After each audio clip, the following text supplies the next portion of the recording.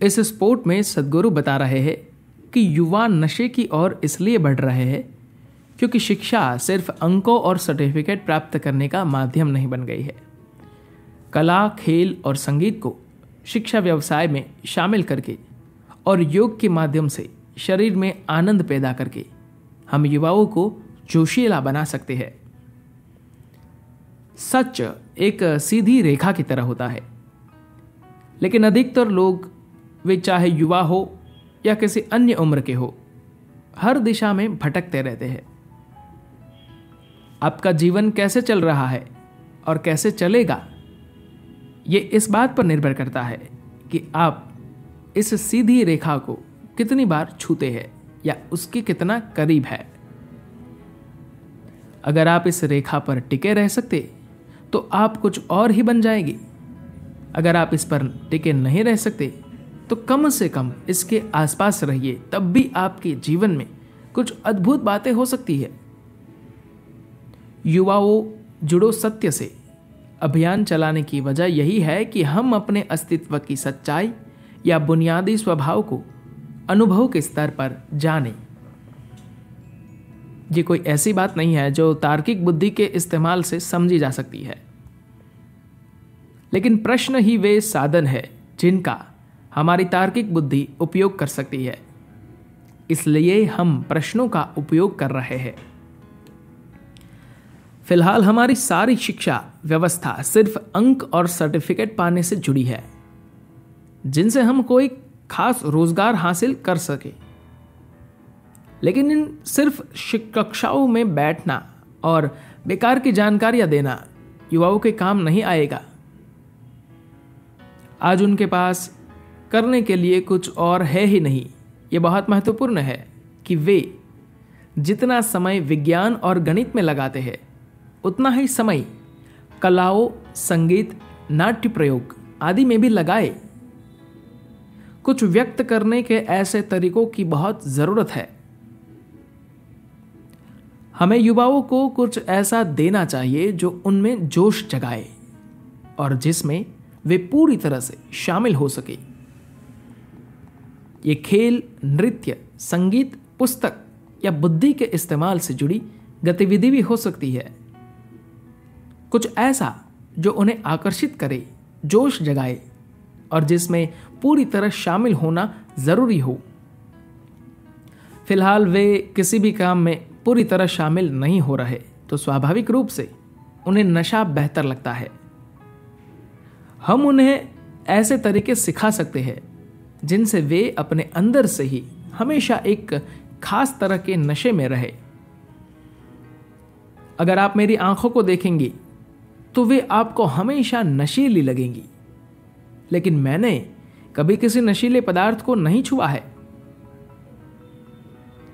इंसान का सिस्टम इस धरती की सबसे बड़ी रासायनिक फैक्ट्री है। आप जो चाहे अपने अंदर पैदा कर सकते हैं। इस तरह का नशा आपको मुक्ति देगा, नशे में धुत नहीं करेगा।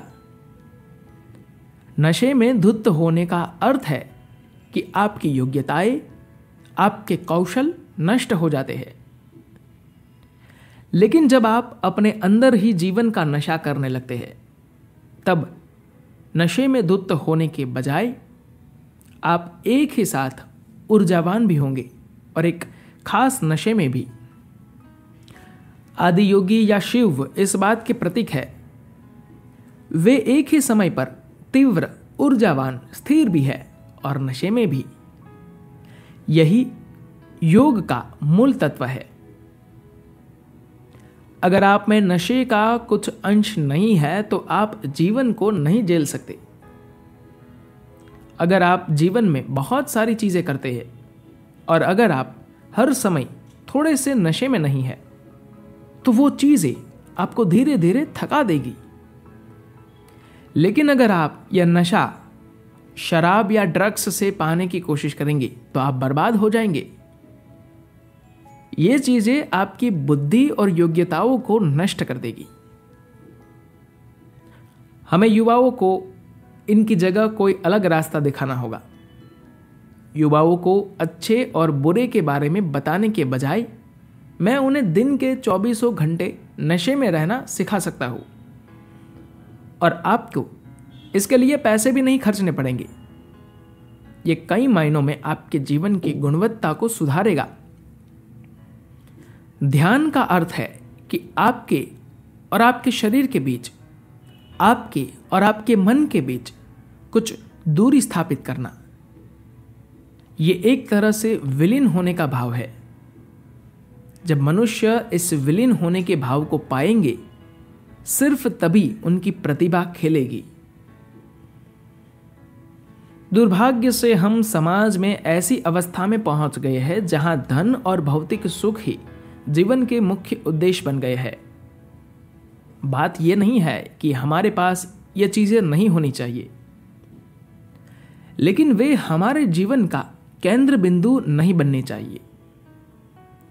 साथ ही यह मान लेना कि अगर कुछ गहन बात कही जा रही है तो उसे कोई सुनेगा ही नहीं, यह भी गलत है। हाँ, अगर आप किसी को सतही तौर पर उत्तेजित करें तो बहुत से लोग तुरंत उस ओर आकर्षित होते हैं, लेकिन अगर कोई गहरी बात है और आप उसे ऐसे रूप में प्रस्तुत करते हैं कि लोग उसे समझ सके तथा उसके साथ जुड़ सके, तो आज लोग उसकी तरफ भी जा रहे हैं, जो कि बहुत ही जबरदस्त चीज है।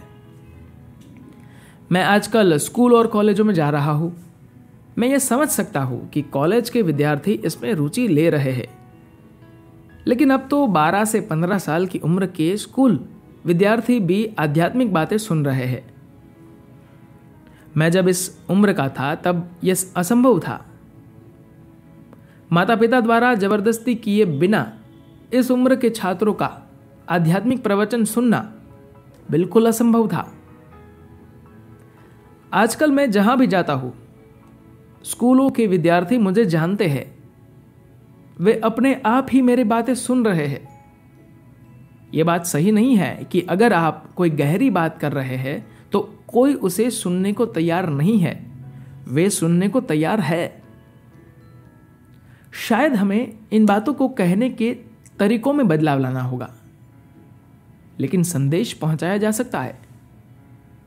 मुझे लगता है कि सभी प्रभावशाली लोगों की यह जिम्मेदारी बनती है कि वे न सिर्फ लोगों के जीवन को छुए, बल्कि उन्हें कुछ मात्रा में बदले भी।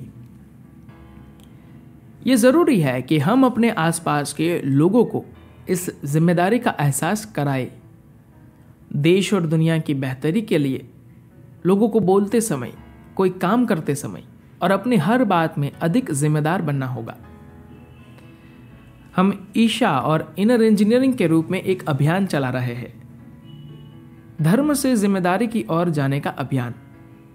लोगों के जीवन में जो भी गलत हो रहा है, वे एक बहुत ही लंबे समय से उसे ईश्वर की मर्जी मान रहे हैं। वे अपने सभी भयंकर कामों के बारे में कहते हैं, यही भगवान की मर्जी है। अब समय आ गया है कि हम जो कुछ भी है उसके लिए अपने आप को जिम्मेदार माने। हर इंसान में कम से कम इतनी हिम्मत होनी चाहिए कि वो जो कुछ भी है उसके लिए खुद जिम्मेदारी ले। आप जो कहना चाहते हैं वो कहे। कुछ लोग उसे पसंद करेंगे, कुछ नहीं करेंगे, ये उनकी मर्जी है। जैसा कि आप सब जानते हैं, हम इस समय युवाओं जुड़ो सत्य से अभियान चला रहे हैं। आइए हम जहां तक हो सके युवाओं को सत्य की ओर ले जाए। हमारा राष्ट्र युवाओं से भरपूर है। हमारे पास सिर्फ एक ही चीज है, बहुत सारे लोग। अगर हम हमारे लोगों को प्रेरित, संतुलित तथा एक उद्देश्य पर केंद्रित बनाते हैं तो हम एक चमत्कार बन जाएंगे, वरना हम अपने आप को एक हादसे में, दुर्घटना में बदल सकते हैं। हमारे पास तकनीकी साधन है, वे सुख सुविधाएं हैं जो पहले किसी पीढ़ी के पास नहीं थी। आज हम जितने सक्षम, शक्तिशाली, संपन्न है, उतने पहले कभी भी नहीं थे। मेरी यह कोशिश है कि यह पीढ़ी सबसे बेहतर पीढ़ी हो। आइए हम इसे कर दिखाएं। धन्यवाद।